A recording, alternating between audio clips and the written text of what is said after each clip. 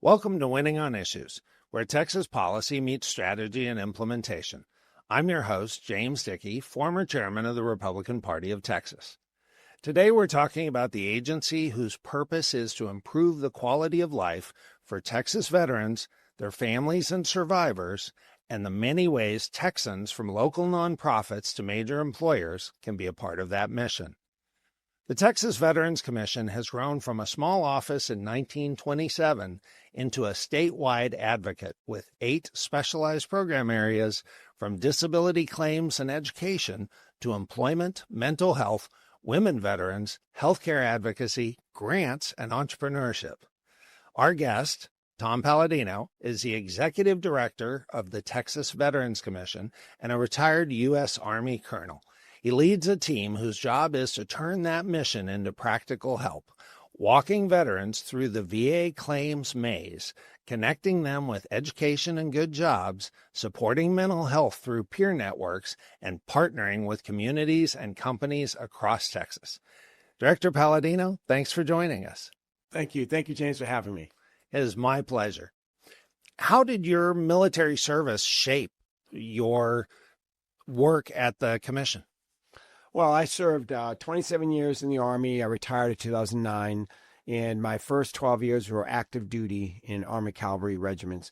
And then I went into the Texas Army National Guard. So I worked for the Adjutant General of Texas. So in that role, one of the roles I had before I retired, working for the Adjutant General, is we worked with state government in order to connect veterans, the members of the Army and Air National Guard, and members of the reserves in active duty and veterans into the services to meet their needs. So I did this collaborative effort between the Texas Army National Guard and Air National Guard with the Texas Veterans Commission and all the state agencies in the legislature. And so I got involved in that. And then that set me up for when I retired in 2009. I took this job in 2010 to continue that work. Well, what a perfect segue to have really been prepared for that. So what has changed most in the Veteran Commission's mission since it began in 27? So in 1927, the only thing we did was, in fact, it was like one person in one office, was this: they filed disability claims for veterans with the VA. And then that evolved over the years until 2005, when the legislature and the governor, they transferred the veteran employment responsibilities from the Texas Workforce Commission to the Texas Veterans Commission. They were trying to consolidate services veterans, one agency, and the education benefits they put into that agency too. Then I came along in 2010. We got the grant program. We award grants to local governments and nonprofits to help veterans. And then we have an entrepreneur program that helps veterans start their own businesses, a women veterans program, and then we have a healthcare advocacy program. And so it's just expanded. And so now we have about 500 employees. They're spread in 85 cities across the state. We're in VA facilities. We're in county offices. We're in military installations, and we're there to serve transitioning service members and veterans and their families. Well, and being local like that is absolutely critical when you're trying to help folks, especially folks who are disabled or in economic hardship, which is a big part of what your organization does. That's right. So we focus on, like in employment, they focus on veterans that have significant barriers to employment, right? Or the recently transitioned veterans, they don't have any employment opportunities. So we work with those veterans in order to increase their job skills and work with employers to hire veterans. And we also have a lot of grants that go out to nonprofits in counties and cities, and they focus on veterans in need: emergency financial assistance, supportive services, food banks, rides to hospitals, who renovate homes for disabled veterans. They have mental health counseling for veterans with traumatic brain injury or PTSD. And so there's a vast array of services that go out there, but we try to identify the needs of our veterans and their families and connect them to the resources to meet the need. And when you started, what was the biggest gap that you saw that you've been able to close over this last 15 years? Well, there were lots of them, right? But I would say that one is awareness. That is probably the biggest issue, is awareness of the services. So there's veterans out there, service members that leave, active duty or reserve in the Guard, and they don't know what services are out there. So we try to connect them into those services. So it's been very, very difficult over the years because we used to do everything by paper. And now we do everything electronic. And we can actually, during the pandemic, we learned to serve our veteran community over the internet. We do it over the phone or over Teams or Zoom, and we can file disability claims and give them a lot of those services electronically. It's still a work in progress in getting the word out because there's 1.55 million veterans in Texas and more coming every day. Well, it's important work you do to advocate and to make the federal government's complicated process less difficult for Texas veterans. How do you help them understand those steps in the claims process? All right. So claims specifically, which is our oldest service, we have 160 claims benefit advisors. Again, the legislature's authorized all of these. We have a great legislature, great governor, lieutenant governor.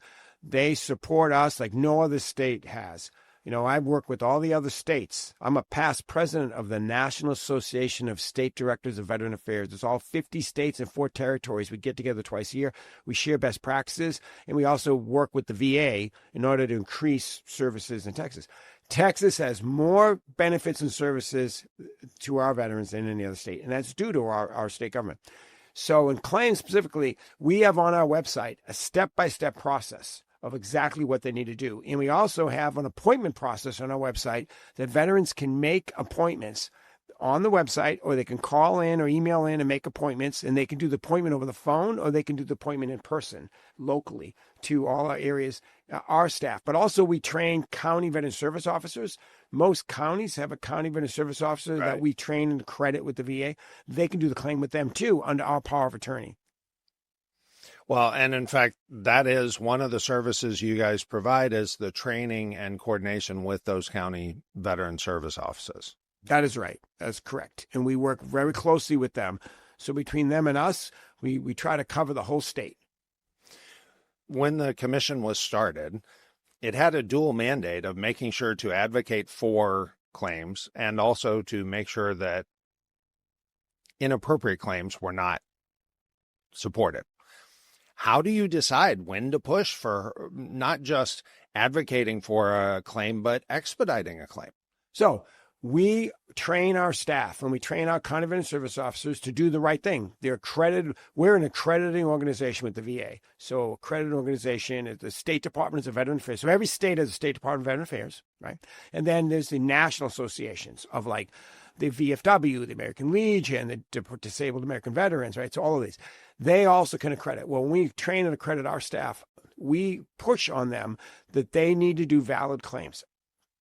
If we feel there's not enough evidence behind a claim, then, we will not endorse that claim. If there is any evidence at all, right, there's a shot at it, then, that this happened to that veteran, or maybe there's a connection between their ailment and their service, we will go to bat for that veteran. Absolutely, always 100%. But if there's zero evidence, right, so we won't, you don't want to be accused of pushing forth a frivolous claim, then we will not do that.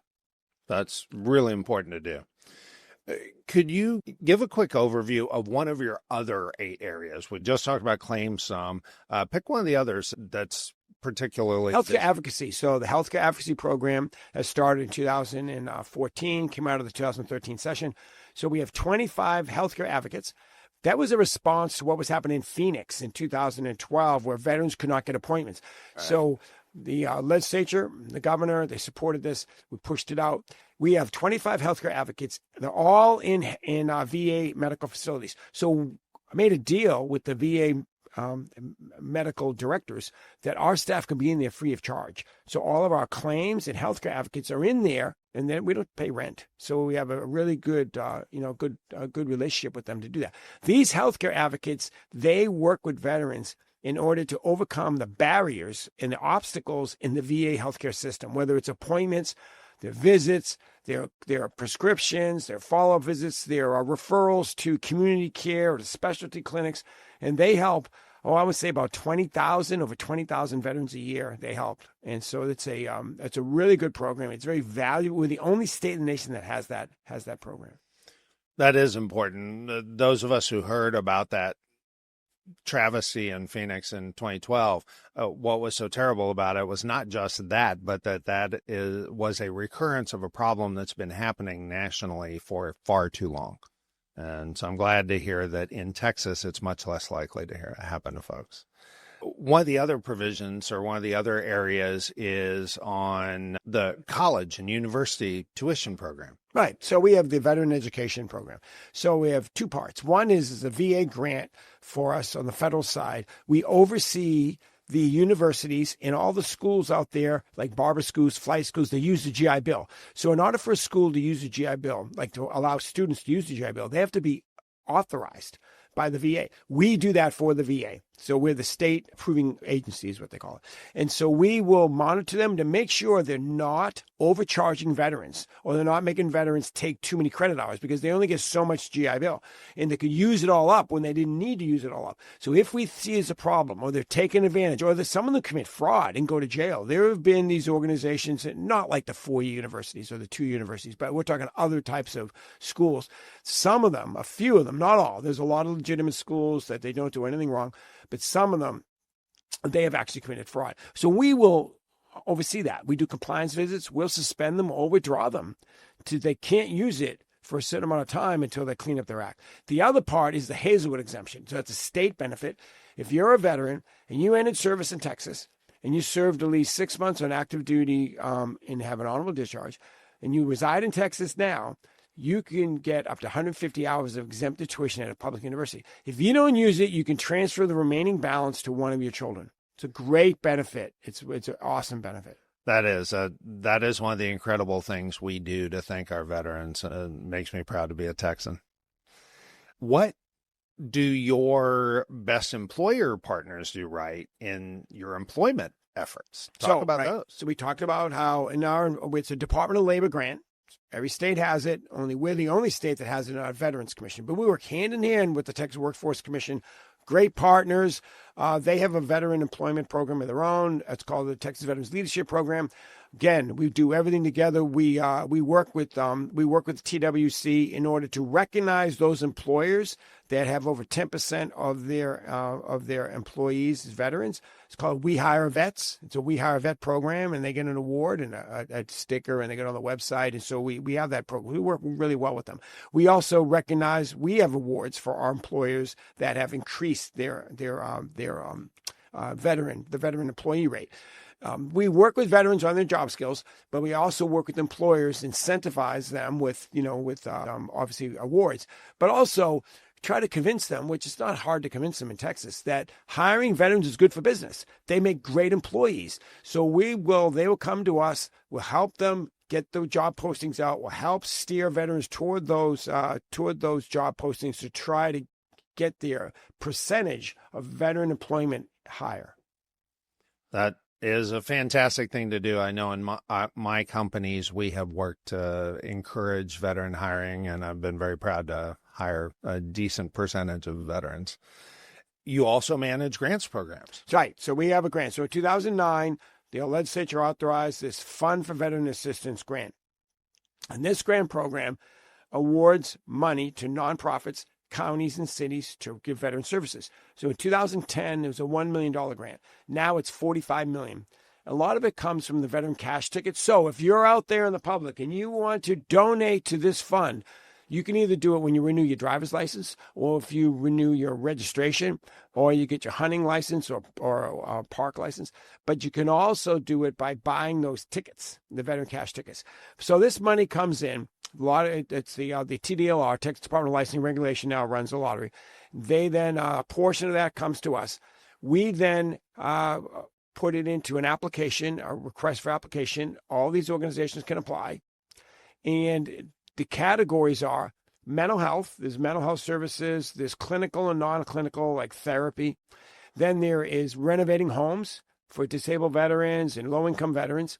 Then there's county grants. They get the counties for service officers. They can do those services. We fund 32 veteran treatment courts. So a veteran treatment court, there's 40 of them in the state. A county can create a veteran treatment court, which if a veteran has a history of mental health issues or drug and alcohol abuse, the DA can refer them into this court. And then if they complete the program of instruction for a year, rehabilitation, then the charges get dropped. It's a great tool to keep veterans out of trouble if they were in trouble, and to move them in the right direction. We also do general assistance grants. It's, again, supportive services, food banks, financial assistance. There's a whole bunch. So we award the grants. They're reimbursement grants. So the nonprofits and the cities and counties, have to submit monthly reimbursement requests. And then we reimburse them. And it's a great program. And organizations out there that do services for veterans, they need to apply. And their application is every fall. And then we award the grants in the summer, and they take effect in September. That sounds like a great program that nonprofit entities that can help veterans ought to sign up for sure. Tell us about the peer network. Right. So in their mental health. So there's a mental health program for veterans. So we have a mental health program for veterans. Part of it used to be at the Health and Human Services Commission, and part of it was with us. So the legislature just recently moved it all to us. The Military and Peer Network is part of that program. So the whole program, the department, it has a suicide prevention piece. It has a homeless veteran piece, has the justice involved veteran piece, where they go into the jails and the prisons and work with those veterans to try to, help them with their benefits so when they get out, they're successful. Of course, homeless and working with homeless veterans, trying to get them off the street. Suicide prevention is awareness and prevention, working with organizations to educate and identify, at-risk veterans. Sure. And we have a buddy check day on the 11th of every month. It's a law passed by the legislature. We have an actual radio show. And we also do an online, like a Zoom, and it's to check your buddy on the 11th of every month. Anybody listening, you want to call up your friend, buddy that was in the service, or is a veteran, or is still in the military service, and check on them. And then there is we also work with faith-based and community care, and we educate out there in the field to understand and recognize any issues veterans are having. And then there's a military veteran peer network. So we fund 39 local mental health authorities, and there's 66 military veteran peer network coordinators. And what they do is they coordinate services for veterans at the local level into the mental health resources to meet their needs. They also recruit volunteers to do peer-to-peer counseling. If a veteran doesn't want to go in clinical, they can get peer-to-peer counseling. It's a great program. It sounds like it. And that recognition that mental health is so important. Unfortunately, we had far too many service members die before that became. That's right. So it's a never-ending battle. Right? There's veterans who commit suicide every day. So we have to find out who needs services to try to get them the help they need so they can be successful. Yeah, long before it's too late. Which of the many mental health themes, lethal means, safety, whatever, which of those themes are you most focused on for mental health right now? Well, all of the different programs that I hit you on, the suicide prevention, that's where there's awareness for, locks for weapons, and, and to make sure that those weapons are secured. Everyone has a right to carry. And whether you have a permit or you don't have a permit, and, we all believe in that. But we also believe that we look at safety. And so if someone is having a mental health crisis, then, the family members, everything, they should lock away, secure any means of harm that veterans can do themselves.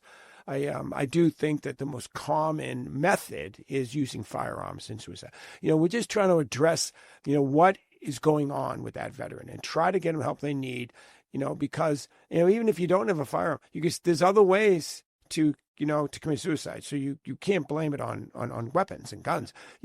There's many other ways. It's really focusing on the mental health and try to get them the help they need. And I think that awareness and prevention is key, is really key to that. Yeah. It's quite often that a very minor interaction at the right time can make a world of difference. Sure. So doing that's really important.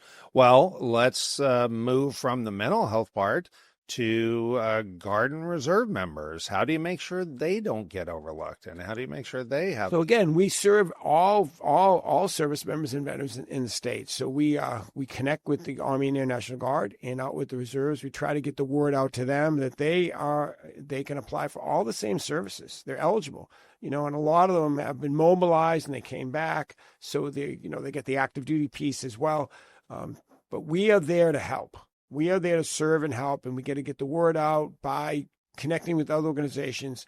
And we're doing more podcasts. We're doing, more YouTube. We're all at the military installations, all the yellow ribbon programs. When units leave and come back, we try to be there. We work with all the transition assistance programs that when units mobilize and come back, we're there. Like when they come out, so if a National Guard unit gets deployed, when they come back, they'll come back, like, say, to Fort Hood. Then we're there, right, to make sure that they can connect with them. If they, and tell them about all our other services.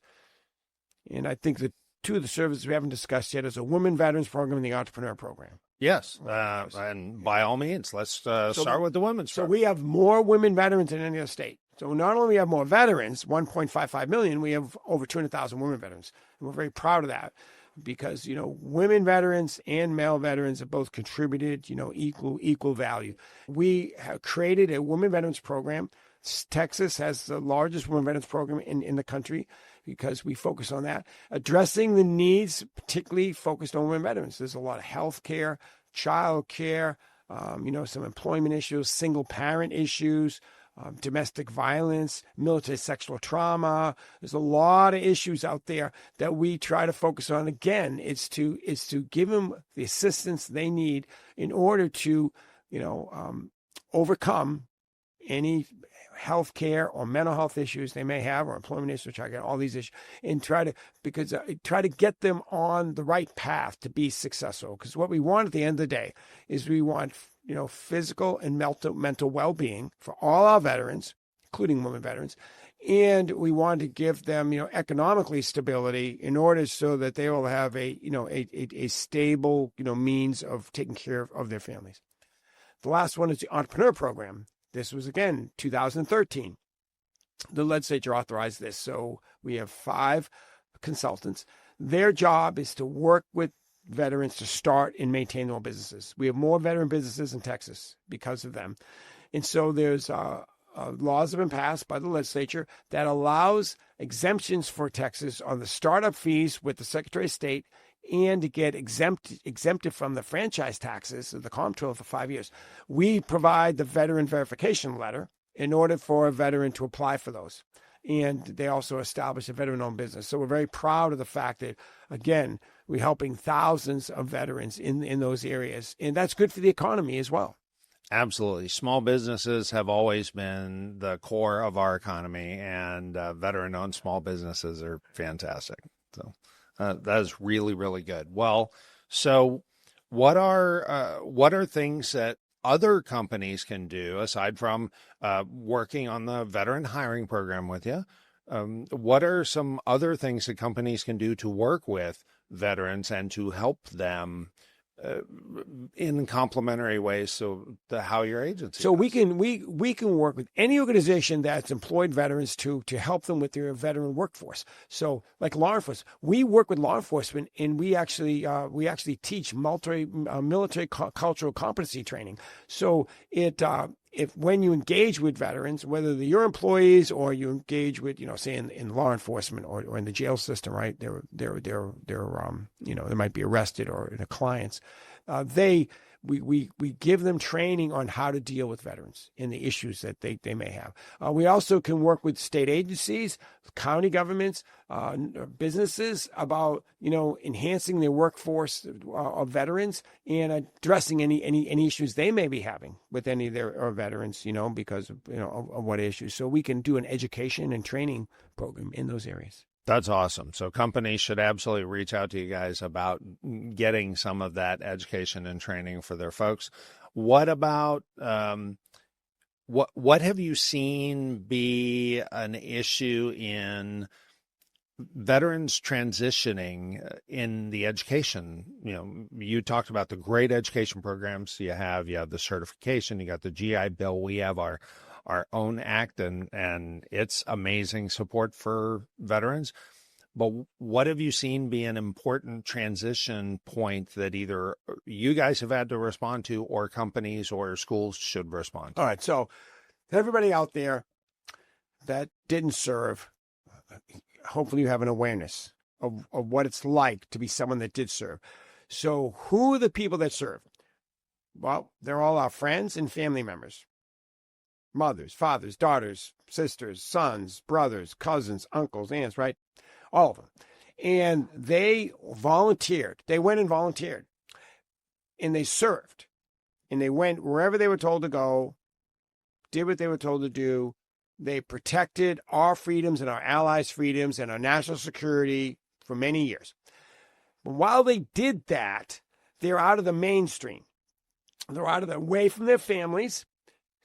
And if they have children, sometimes they're away from their children, away from their spouse. So that also has an effect on them mentally.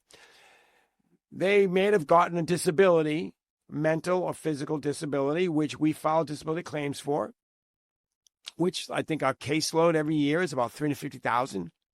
Right. We file 50,000 new claims a year. We maintain a caseload of about 350,000, which brings in over $8 billion of disability compensation in the state of Texas, by the way. So there's many opportunities for veterans to file claims. But the fact is that's the compensation piece. But the other piece is that they have the disability. And that disability can be low at 10%. It can be a high of 100%. And so there's many, many things. There may not even be a physical. It may be more internal. So there could be something with their lungs. It could be something, mental, right? It could be something with, it affected their insides with cancer, right? So it's, people don't know. Like when they think of a disability, they're thinking that you can, like back, years ago, you lost a limb. And there are a lot of veterans that lost limbs today too. But previously, when you go back to previous wars, there was more focused on a visible disability. Where their ability to mobility, was impaired. Now it's that, but also it could be many other things, invisible wounds that nobody sees. So you have that. Then also they were, unemployment-wise, they were out of the mainstream. So while they were serving, their peers, nothing against them, they went to school. They went to vocational school or they went to a 4-year school. They got a degree. They got a license. They moved in. They got a career. They're moving through their career, where the military member is not doing that. Now, maybe they had a chance to take some night classes and some education, but usually, they're still way behind. So when they come out, they're way behind. They go back to school, or if they want to get right into a vocational school or get into a career path, even if they have a degree, even if they managed to get a degree during the military, they're still way behind their peers. Now they apply for jobs and they're not competitive because who are they competing with? They're competing with other people that are already in that career field. So they're way behind. So we tell employers, you're not giving a veteran a hand out. You're giving them a hand up. You're helping them. So when we talk to transition service members, there's ones that want to go home to their state, like if they're at Fort Hood. Or there's ones that not from the state, but they want to stay here. Right. So the same thing. If they're at Fort Drum, New York, and they're from Texas, they come back. So, they come back. But then, do they have a plan? Most don't have a plan. Are they going back to school? Are they going back to live with their parents? Or they have a family. They got to find a place to live, and you got to provide for that family. And, what's their job going to be? And their spouse. What's the spouse's job? By the way, when they move around, Texas has some provisions to help military spouses because of all the ones that are stationed here, right? But you think about that. The service member it gets transferred. The spouse also has to give up their job and go get another job. So it's difficult because you're trying to provide for your family. You're trying to have a good career. And you may have some issues you're dealing with from not being, your family being separated or, mental or physical issues. So we try to address all that. Really, we got to find out what they need, where they are, where they're going, what they need. And we're working with Department of Defense to get all of the contact information for those veterans moving back to Texas before they come, so we can contact them to try to find out, try to get them into those resources to help them. And the legislature actually enacted a provision for you guys to put that online. That's right. So it is it's a database, a veteran database that we can connect with Department of Defense and pull down that data and use it in working with also Department of Motor Vehicles, DPS, with all the veteran records they have to try to connect them. And then we can share resources in order so that we have one, instead of having a bunch of several separate databases, we know if we help the veteran over here, then we can try to help them in the other areas as well. There is an entity called Texas Veterans Network, which is funded by the Texas Workforce Commission out of Combined Arms out of Houston. But what they have is a referral database. It's statewide, and a veteran makes a profile in there, and they ask for help. Then there's organizations in there that'll provide help and refer veterans to those resources. It's called the Texas Veterans Network, and it's a good referral, a very good referral tool. That sounds like an excellent resource. We'll certainly put a link to that in the show notes. The legislature, speaking of which, passed several laws relevant to what you're doing this in the 89th session, including giving you guys new responsibility and new authority. That's a big sign of belief in you. Talk a little bit about that. Well, many, many years, our goal is to provide the best customer service we can to our veterans, families, and survivors. In the legislature, the governor, lieutenant governor knows that. We work with anyone that we were connected with to try to help them resolve their issue. And so because we do that, I think we have a good reputation. Our staff has a good reputation. If we do have complaints, we address them, right? People, nobody's perfect. We get complaints and find out why that, nobody called them back or why they didn't get that service. So we actually have a complaint system. We find out what happened, resolve the issue, and we report back to the legislature and the governor, lieutenant governor, so they know that we do that. So in return, they know that we are reliable agency that serves the people of Texas. And so they have given us all these programs, responsibilities, and expanded some of the personnel in order to provide more services in the rural areas. And the demand is high, and we put everybody to good use. We hire good people, we train them, and we ask them to give the best possible service out there. And again, any complaints we address. 80% of our agency is veterans, and 20% is not. So but the ones they're either veteran or usually they're a family member of a veteran, or they support veterans in some way. And we work with all entities out there. The Texas Veterans Land Board is another great entity we work very closely with. They manage the veteran cemeteries, the veteran homes for the elderly, and they have a loan program for land and homes. So I advise people to take advantage of that. A lot of other state agencies have some other similar programs for veterans as well. So they should take advantage of that. Well, and kudos to you for referring veterans to those other great programs. We had Commissioner Buckingham on the program, and she was rightfully very proud of the great work they've been doing on that front, and as we all should be. That is positive. Well, the big news of the last couple of years technologically has been artificial intelligence. You've talked already about automating and bringing online a bunch of your work. Is there any effort in your operation to figure out ways that this might enable you to serve veterans faster or better, or handle the claims process any faster or better? We haven't done that yet. We went from, our big goal was to go paperless. When I got here in 2010, after I left active duty, everything we did was by paper. Everything. So there's two regional offices, the VA regional offices in Texas. Most states have one. We have two. We have one in Waco, one in Houston. And all the claims, disability claims and pensions that are filed, go to those regional offices. So when I first got here, the paper went from the floor to the ceiling in every room of those buildings. It's like the Indiana Jones warehouse. But over time, the VA went electronic, scanning everything in, and then we went electronic. Every piece of paper we submitted was paper. Now, we don't do anything by paper. So everything is submitted electronically. In all 8 services, everything is submitted electronically, especially in claims. We can do it over the phone. We can do it electronically. We do signatures on your phone. It's a great program. We can serve veterans at night. We actually shift at night, weekends, make appointments all different times. We shifted our services to meet the veteran. And a lot of veterans want to be seen online. Some want to be seen in person, and we're going to do that. They want to talk to a real person, so we make sure that happens. And we have a call center with the Veteran Land Board that they could call in as well. That refers them to us.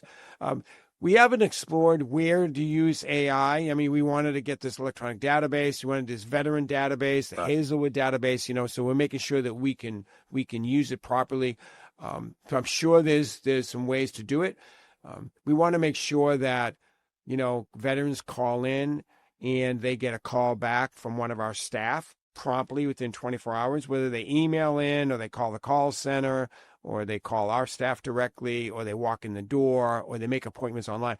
There's somebody talks to them and they get somebody. What we don't want is, them going into a voicemail or a queue, right, and, it's a dead end and then nobody calls them back. So we want to make sure that doesn't happen.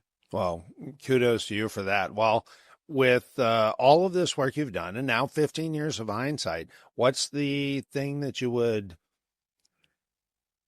go back and tell your younger self when you took this position? What's the one thing you would go back and go, man, I'm so glad we did X? What's the one thing you're most proud of? Well, you focus on the goal, the mission. You're serving the public. Right? If everyone keeps that in mind, so everybody in state government, federal government too, okay, but state and county government and local government, everybody in government, understand what your purpose is. Your purpose is to serve the residents and citizens of the state and country. I mean, that's who we are. And so that's the public. And we're public servants, which means you have to have a methodology to have superior customer service. That's it. You have to figure that out. You can't be a red tape bureaucracy. You can't do that. You have to streamline services. They still have to be effective and efficient, but they have to be streamlined so that a member of the public can connect with someone that's going to help them resolve their issue. And you have to train your people. So you try to hire. I have a 3-legged stool, I call it. We try to hire people that have skill or the ability to learn. Sure. 2, they're motivated. They're motivated to do the service. And 3, they collaborate well with others. So, so we train them, we supervise them. If there's any issues, we address it, and we keep everybody on the right track. In that way, your body of staff is all focused on the same thing, serving the public. And then you're dealing with the public and you're getting them to where they need to go. And you have to have a system to do that. And also the other thing I would say to anybody that comes into state government is you need to work with outside entities. You need to have good collaboration with them. You need to go present to the legislature. You need to inform the governor and lieutenant governor, the legislative budget board. You got to do all that. And you want to get outreach to the other counties, so people know about you. But you also got to focus on the internal procedures, your policies and procedures, and your workforce. And you need to train your workforce, and you need to set the example for them to have professionalism and customer service and courtesy and creating a positive work environment so that work environment is productive to accomplish your goals. Well, I am glad for the sake of our veterans that you, with that mission and that heart and that focus, are at the head of the Texas Veterans Commission. Director Palladino, thank you very much for being with us. Thank you, James. I appreciate it.